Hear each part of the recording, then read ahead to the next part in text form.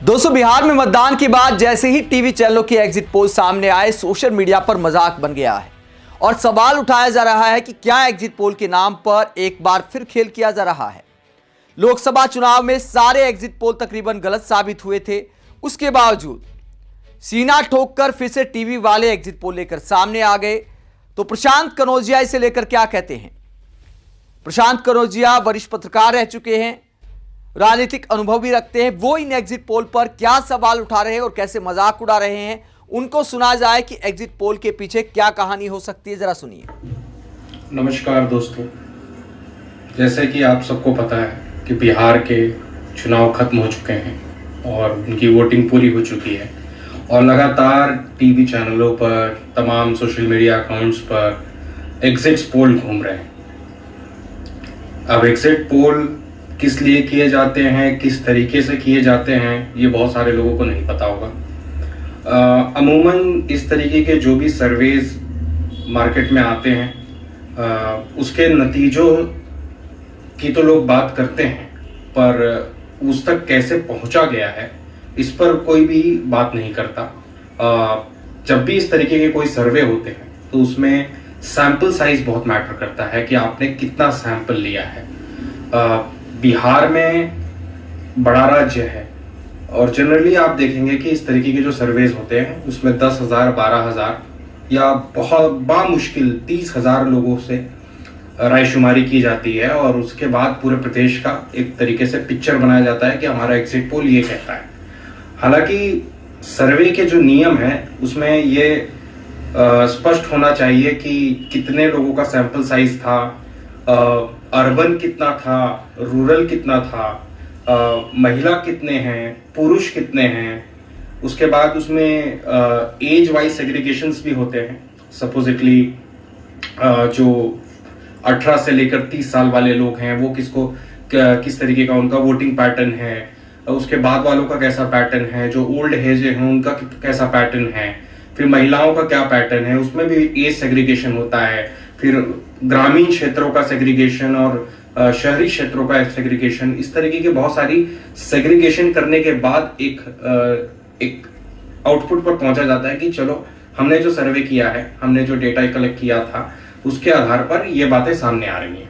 लेकिन ये तो मोटा मोटा आप देखेंगे साफ तौर पर ये सर्वे सीधे पब्लिश कर दिए गए हैं, जिनके पीछे की कोई जो कैलकुलेशन क्या हुआ, किस तरीके से किया, क्या मैकेनिज्म फॉलो किया, कोई भी एक्सप्लेन करने को तैयार नहीं है। खैर, ये एक नया बिजनेस है जो बहुत सारे लोग करते हैं।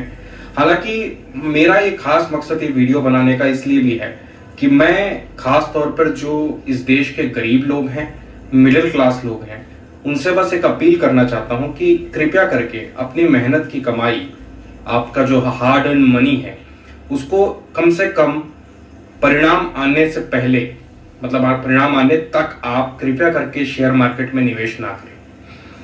अमूमन लोकसभा के चुनाव में यह देखा गया कि किस प्रकार आम जो जनमानस है, आम जो रिटेल इन्वेस्टर है, उसका पूरा पैसा बड़े बड़े इंस्टीट्यूशनल इन्वेस्टरों के पास चला जाता है। क्योंकि परिणाम यह दिखा रहा था कि मोदी को 400 सीट आ रही है, लेकिन जब परिणाम आए तो शेयर मार्केट एग्जिट पोल के बाद आसमान को छू रहा था। लोगों को लग रहा था अब शेयर मार्केट भागेगा और लोगों ने पैसा इन्वेस्ट किया, बहुत सारा अपनी मेहनत की कमाई को इन्वेस्ट किया, और जब परिणाम आया तो शेयर बाजार बहुत धड़ल्ले से नीचे आ गया। तो ये जो इंस्टीट्यूशनल इन्वेस्टर हैं, इन्होंने तो पैसा बना लिए, लेकिन जो ये रिटेल इन्वेस्टर है, इन्होंने अपना पैसा खो दिया। अब यही जुगलबंदी फिर चल रही है। मैं फिर कह रहा हूं, ये एग्जिट पोल का चुनाव से कोई लेना देना नहीं है। ये बड़े बड़े इंस्टीट्यूशनल इन्वेस्टर जो अजगर की तरह रिटेल इन्वेस्टर का पैसा निगलने के लिए मार्केट में बैठे हैं, ये उनके बीच की साठगांठ है। आज सोशल मीडिया पर जो भी टीवी पर सर्वे दिखाया जा रहा है, इसके बाद आप कल देखेंगे शेयर मार्केट में एक उछाल नजर आएगा। लोगों को लगेगा मार्केट बहुत अच्छा कर रहा है और लोग अपना पैसा उसमें इन्वेस्ट करेंगे। और जब परिणाम आएगा तो अगर मान लीजिए परिणाम सर्वे के मुताबिक आता है तो बच गए, अगर सर्वे के विपरीत आता है तो आपका पैसा डूब जाएगा। तो मैं आप लोगों से अनुरोध करूंगा, हालांकि जो लोग भी रिसर्च को समझते हैं, जो रिसर्च इंडस्ट्री में हैं, वो जानते हैं कि इस तरीके के सर्वे नहीं होते हैं। ये एक तरीके का स्कैम है जो चलता आ रहा है। बाकी मैं मानता हूँ कि लोग अपने विवेक से फैसला लेंगे। ये बस एक जिम्मेदार नागरिक होने के नाते मेरी एक अपील है कि शेयर बाजार से अगले परिणाम आने तक, जो भी परिणाम आना है उस दिन तक आप शेयर मार्केट से कृपया करके दूरी बनाकर रखें। जय हिंद। तो प्रशांत कनौजिया ने गंभीर आरोप लगाए हैं और तमाम एग्जिट पोल को एक स्कैम बताया है, शेयर बाजार का खेल बताया है कि पब्लिक का पैसा डूब जाता है, कई लोग माला माल हो जाते हैं। लोकसभा चुनाव में ऐसा ही हुआ था, जब शेयर मार्केट का गुब्बारा फटा, एग्जिट पोल की हवा निकली, तो उसके बाद बहुत सारे लोगों का पैसा डूब गया। बिहार चुनाव को लेकर भी ऐसा खेल हो सकता है, जिसे लेकर प्रशांत कनौजिया जनता को जागरूक कर रहे हैं।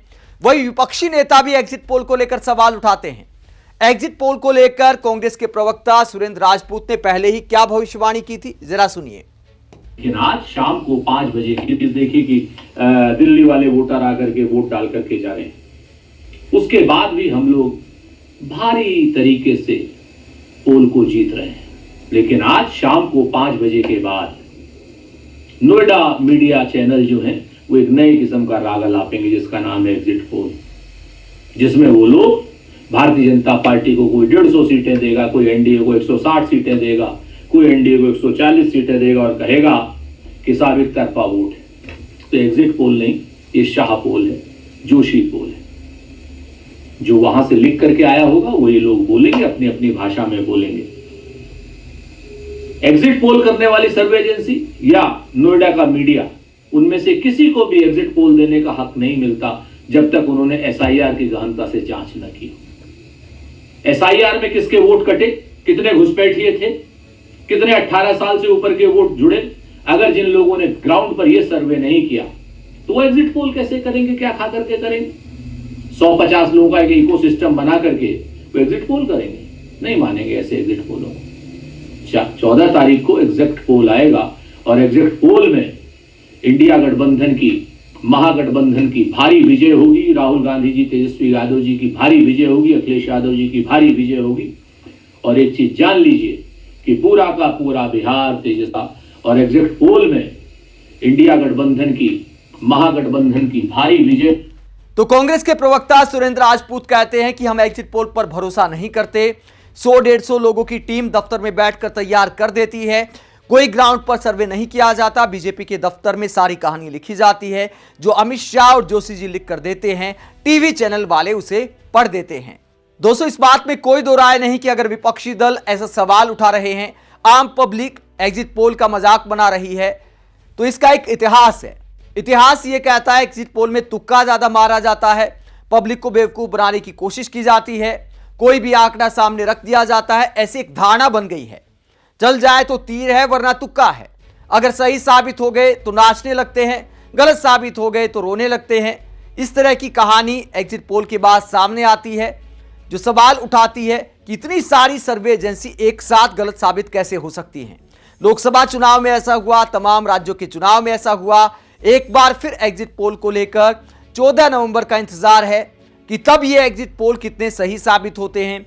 जो 180, 160, यहां तक कि 200 सीटें भी एक आध एग्जिट पोल ने एनडीए की दिखाई हैं बिहार में। आप इस पूरे मसले को लेकर क्या सोचते हैं? क्या वाकई एग्जिट पोल शेयर बाजार का गेम हो सकता है? कमेंट बॉक्स पर अपनी राय जरूर दें कि आप एग्जिट पोल पर कितना यकीन करते हैं, कितना नहीं करते हैं। कमेंट करके जरूर बताएं, साथ ही चैनल को सब्सक्राइब भी करें। नमस्कार।